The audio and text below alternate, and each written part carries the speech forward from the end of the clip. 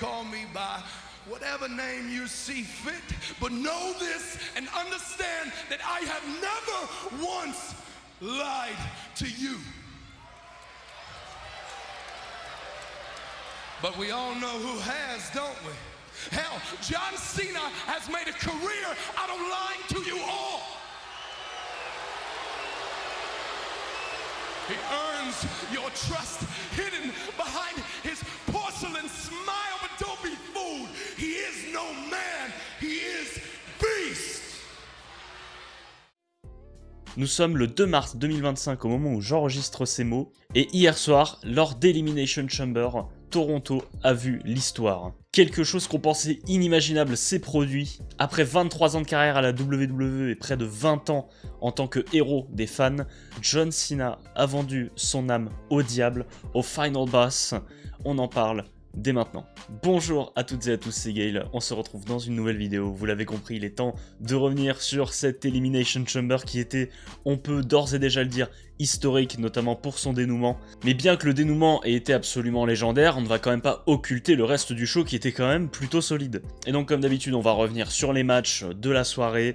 Je vais vous donner mon avis, mon ressenti. J'ai regardé le show ce matin, donc c'est encore très frais dans ma tête. C'est la première fois que je fais une review d'Elimination Chamber, parce que l'an dernier je l'avais pas faite pour des raisons assez terribles. Donc j'ai quelques notes pour m'accompagner, mais je vous assure que ça va pas être évident. Je vais surtout essayer de faire avec mes souvenirs, parce que si je commence à me perdre dans mes notes, ça va pas aller.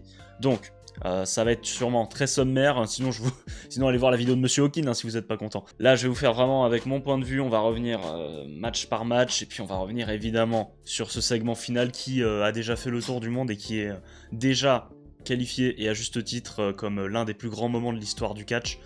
Et ben on va y venir tout simplement. Avant qu'on commence la vidéo, évidemment, je vais vous proposer, hein, je vous le propose cette fois, je vous l'impose pas, je vous propose évidemment de mettre un petit like sur la vidéo si vous passez un bon moment, et bien sûr, abonnez-vous pour ne rien rater de la suite. Je suis très content du succès de la chaîne ces derniers temps, je vous remercie énormément.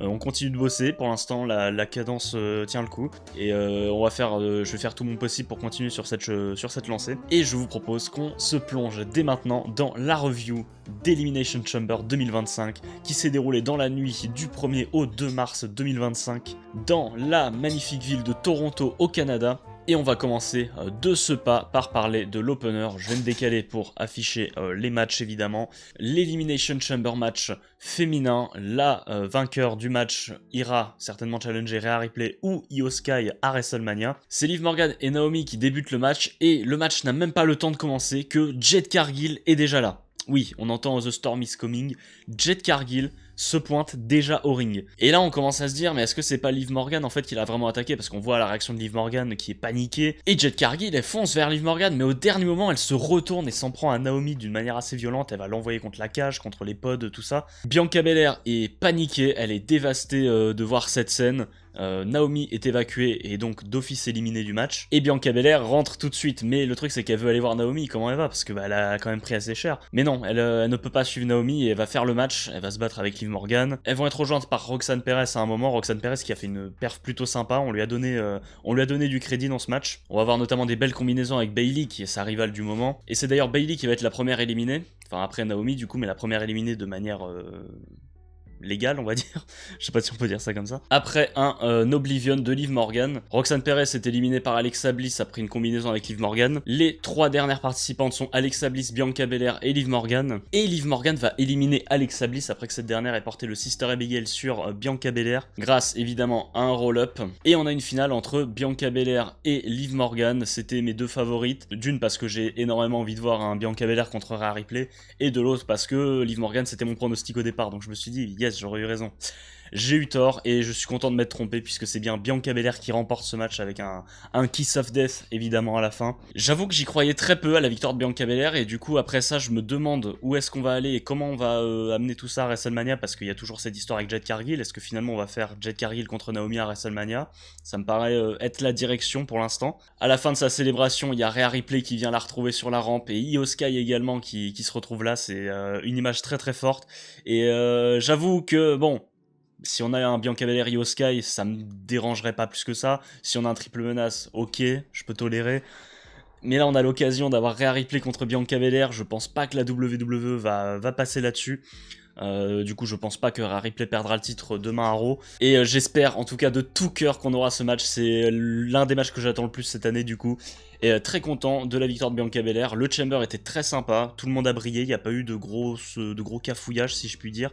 C'était très sympa. Une très bonne entrée en matière pour ce show, qui allait nous donner encore bien plus. Bon, je vais être très rapide sur le match suivant. Trish Stratus, Tiffany Stratton qui battent Nia Jax et Candice LeRae.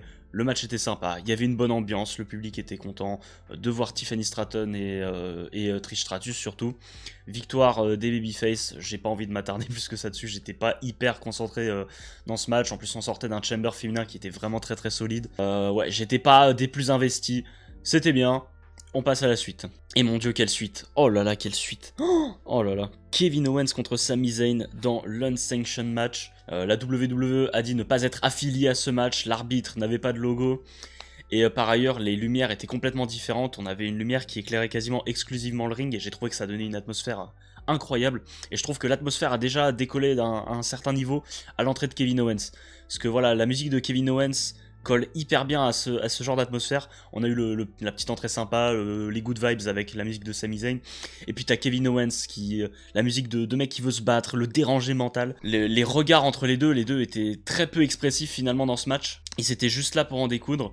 Et l'atmosphère, tout s'est ressenti. J'ai trouvé même sympa que Michael Cole fasse une référence à la rivalité entre El Generico et Kevin Steen, qui était leur nom sur le circuit indépendant. Et ça va partir évidemment dans tous les sens, bagarre dans le public, ça va utiliser des objets avec des crosses de hockey, des chaises évidemment, des tables, une chaise barbelée qui va être le point central de la fin de match. Ça va utiliser la cloche également, ça va utiliser les écrans de la table. Il y a un spot qui a vraiment retenu mon attention en début de match, c'est quand Kevin Owens il utilise la crosse de hockey pour étrangler Sami Zayn avec, il lui porte un espèce de crossface et il mord Sami Zayn. Littéralement, avec ses dents.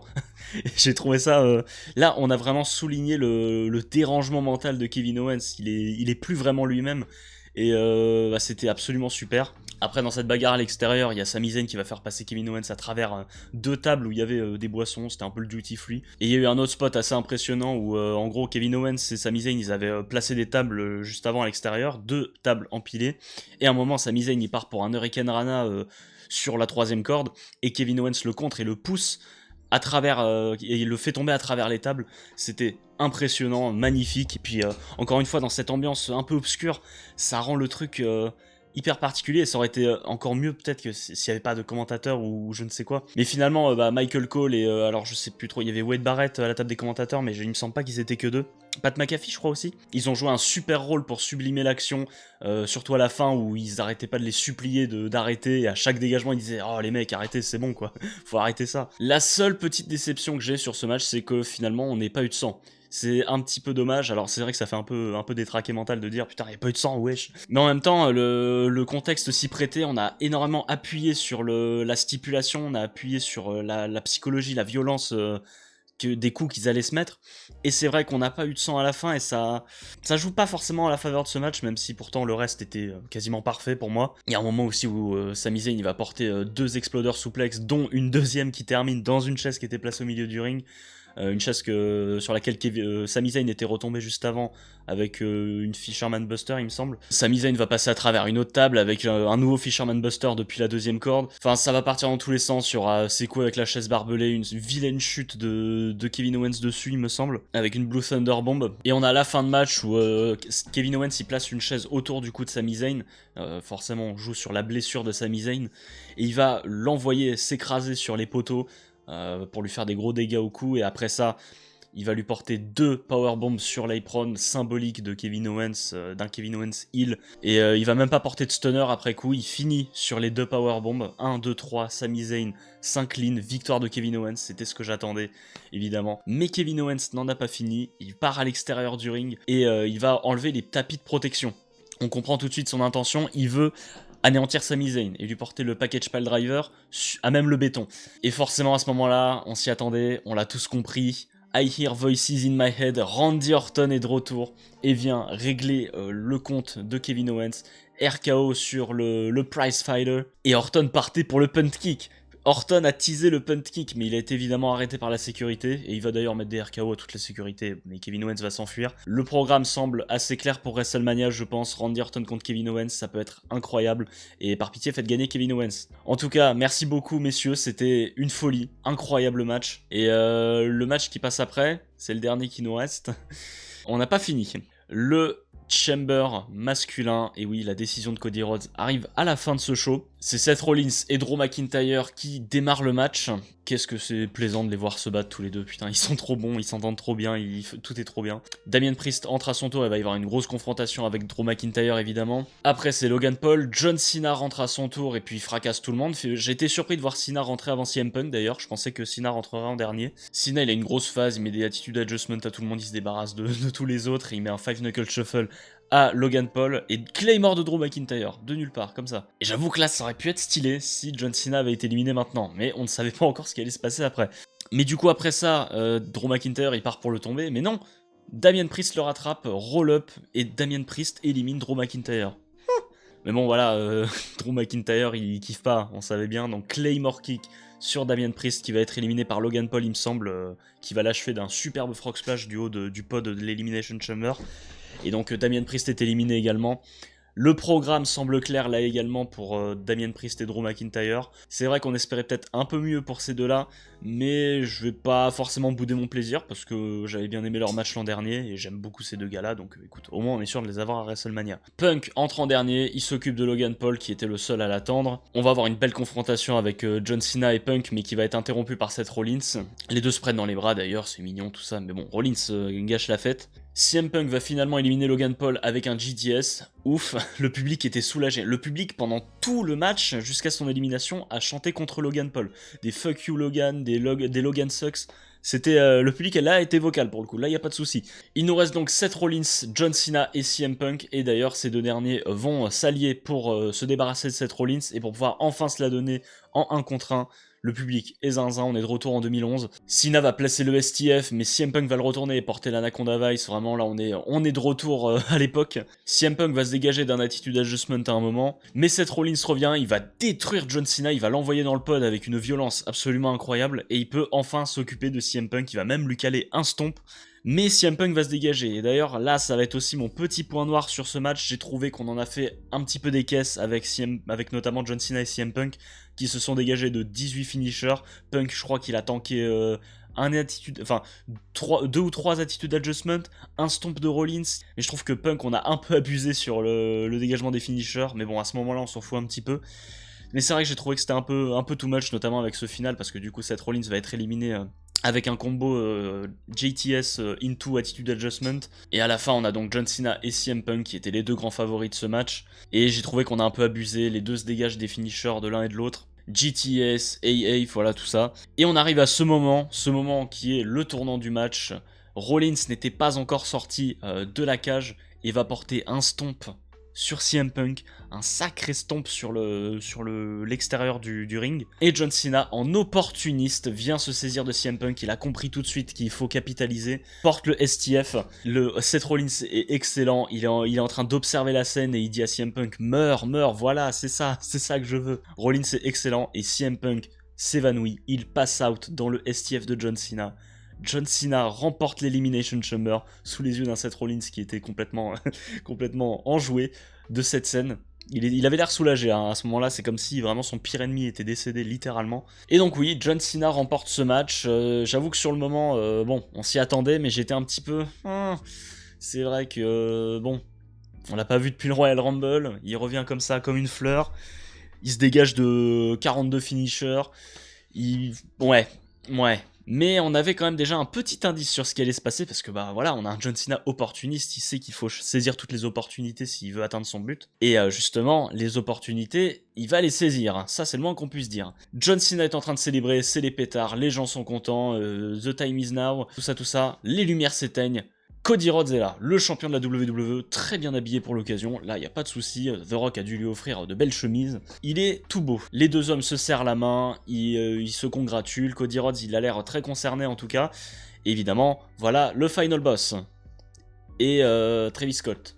Ouais, bon, Je suis pas fan de Travis Scott, donc je m'en fiche un petit peu, mais il va avoir son importance dans ce segment final, c'est étonnamment. Bon, The Rock, il est là, il passe pas par 4 chemins, il prend le micro, il lui dit « Cody, le moment est arrivé, tu vas me donner ta décision, je vais ouvrir grand mes bras, tu vas venir auprès de moi, je serai ton frère, tu seras mon champion, je veux ton âme et j'ai besoin de ton âme. » Cody prend le micro, on le voit très préoccupé, il prend le micro et il dit « Mon âme ne m'appartient plus parce que je l'ai donnée à tous ces gens et à ce ring depuis des années. » Et il termine par lui dire « Hey Rock, go fuck yourself. » On embrasse Christian Cage du coup. The Rock reste impassible, il est sans voix, et John Cena il est tout content, il vient faire un check avec Cody Rhodes, ils se prennent dans les bras, et là, c'est le drame. John Cena se tourne vers The Rock, le visage, je sais même pas comment décrire, fermé.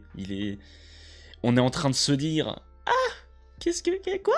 Qu'est-ce qui se passe ?» The Rock fait le même signe qu'il avait fait lors de Bad Blood, mais cette fois-ci il ne lève que 2 doigts. Est-ce que ça veut dire qu'une tête est enfin tombée avec Cody Rhodes, et qu'il ne reste que Roman Reigns et Jimmy Uso ? Je sais pas, parce que c'était eux qui étaient présents à Bad Blood. Est-ce que ça veut dire que John Cena est la première addition à la nouvelle corporation ? Ah, je sais pas, mais du coup, ça, on va en parler. Évidemment, voilà, ils se prennent dans les bras, ils se relâchent, et low blow de John Cena. Même là, de le dire, j'arrive pas à y croire. J'ai vu ça, j'étais bouche bée. Les derniers instants des 2 premiers PLE de 2025, c'est quand même fort. Hein. T'as Jey Uso qui remporte le Royal Rumble. Personne n'aurait dit ça il y a encore un an, ou même 2-3 mois.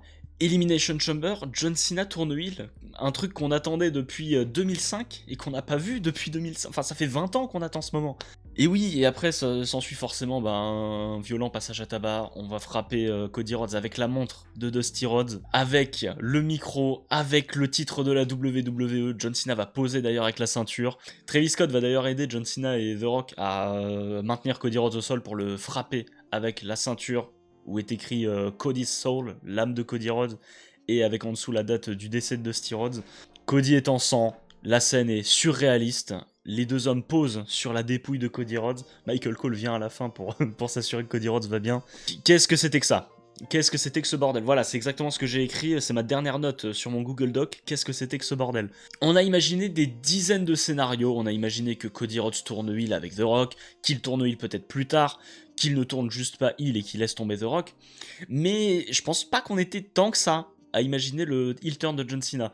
Parce qu'en fait, on arrive dans la tournée d'adieu, à aucun moment on s'est dit, bon, il va tourner heel, il est là pour faire kiffer les gens, tout ça.